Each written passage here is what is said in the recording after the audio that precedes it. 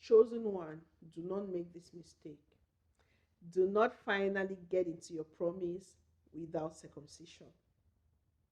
In Joshua chapter 5 from verse 2, the Lord told Joshua, make flint knives and circumcise the second generation Israelites. And Joshua made flint knives and circumcised all the males. Why is circumcision important? Because even having been through the wilderness, around the same mountain, through the wilderness for 40 years, even though all the first generation of those who came from Egypt had already died, this second generation, after crossing the Jordan, had to be circumcised. A lot of the time, those who are called and those who are chosen, those who have such great magnitude of core, of purpose, who are called to do amazing things, because your journey and your process involves a lot of suffering, involves a lot of hurt and wound and rejection, it is very important that you get circumcised before you enter your promise. A lot of those who are chosen make the mistake of just getting so excited that finally, I'm crossing the Jordan. Finally, I'm manifesting purpose. Finally, I matter. Finally, that which I'm called to do, I'm actually working in it. Finally, my voice is resonating in the world. Finally, the dream I had as a child, the visions are finally being manifested. Finally. And a lot of the time, the chosen just get into manifestation without taking care of their hearts, without taking care of their soul. And that is a huge mistake. I tell you why. Because even when this great vision, dream, purpose starts to unfold in your life, and you have not yet been circumcised, you have not allowed your soul to go through healing, you've not allowed your soul to heal from the trauma, from the pain, the hurt, the rejection, the disappointment, all of that. Because all of the suffering, all of those issues, all those wounds, they create calluses in your heart. And your heart becomes hardened. They create a lot of wounds in your soul. And if you are not careful, you begin to take those wounds as your identity. You begin to marry yourself to the reaction of those wounds. You take on the identity of rejection, take on the identity of isolation, especially isolation. Because as a chosen one, yes, there is a season for isolation because you have to be separated. But then, as you get into your promise, now it is time for you to come out from the cave so you can influence the people you're called to. You can impact the lives you're called to. But a lot of the time, the chosen, because of the fear of abandonment, because of the wound of disappointment, because of false accusations and rejection, by the time they get to their promise, their souls are so wounded. They have lost trust in friendship, in relationship, in even developing friendship or being around people, that a lot of the time the wounds become their identity, and they are not able to fulfill purpose in the magnitude in which they are meant to. Or even when they start to manifest purpose, it is very short-lived. They rise and they have to fall again. They rise, or you hear news about they were caught in immorality, they were caught in fraud, they dip their hands in money, something. Why? Because all the time they were in the wilderness, all the time that they felt that they cried out to God and he didn't answer, all the betrayal, the rejection, the hurt, the poverty,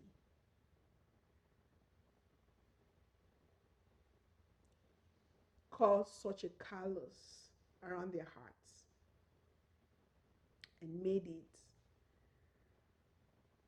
so that by the time they're getting to their promise, their focus for the promise has shifted. Now the focus for the promise is now they will hear my name. Now those who rejected me will see me now. Now those who uh, uh, betrayed me will know that I'm matter now. And so your the vision for you manifesting your purpose has shifted. You're no more about being used, being impactful.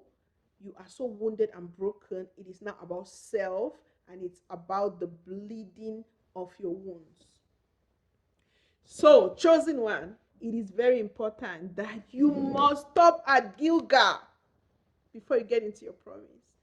It is a reason why, after the children of Israel, they crossed Jordan, and the Lord told Joshua to circumcise them, and they have to stay in Gilgal. Some of you chosen, even when you're circumcised or during circumcision, you run around bleeding. You do not want to stay in Gilgal. Gilgal is the place for healing.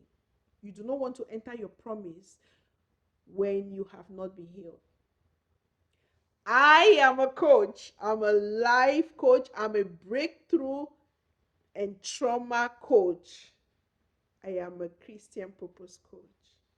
I work with people, especially women, who through their process had been broken, hurting, wounded, and could not even cross the Jordan, let alone allow anyone to use fleeting knives on them, or let alone to trust anyone with a knife to circumcise them. Because guess what? You do not circumcise your own self. You have to be circumcised by someone else, which means that you have to trust somebody. And guess what? Chosen, after having been through so much, a lot of time lack trust. And so they will not trust anybody to mentor them. They will not trust anybody to speak into their lives, to correct them. And if you do not get circumcised, the calluses around your heart stay. And the Lord wants blood. He needs blood. He needs to see flesh. Because that is how it shows that you can respond to his voice. He needs to walk with a heart of flesh, not a heart of stone. And so, chosen one, it is important that you are circumcised. Circumcision will take away the foreskin, will take away the pain, the wound of the betrayals, the years of just of the trauma and the pain and the abuse and the rejection, all that you've been through, abstract poverty. It will take away the foreskin so that you have a heart of flesh, so that your soul is not wounded, and so that you can manifest, you can actually get into your promise and enjoy the fruit of the land. So you will not have blindedness, or your vision will not be blurred as to what's going on in the promised land, because without that you'll be seeing giants in the promise.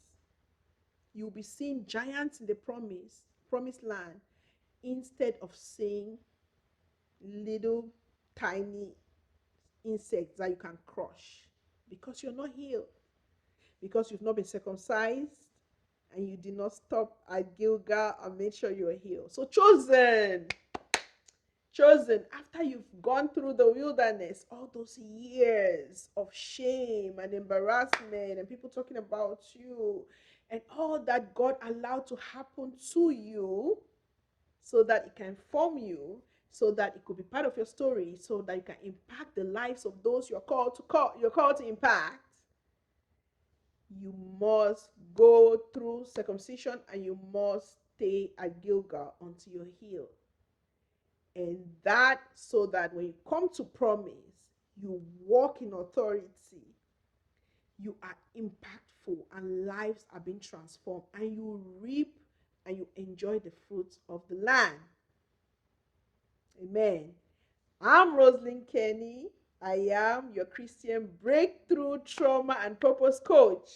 If you are a chosen one and you've been through the wilderness and you are hurting, broken, wounded, and you just can't get past the incidences, the pain, the wound, contact me, rosalindkenny.com, and sign up for a breakthrough session so I can talk with you and find out if we can work together.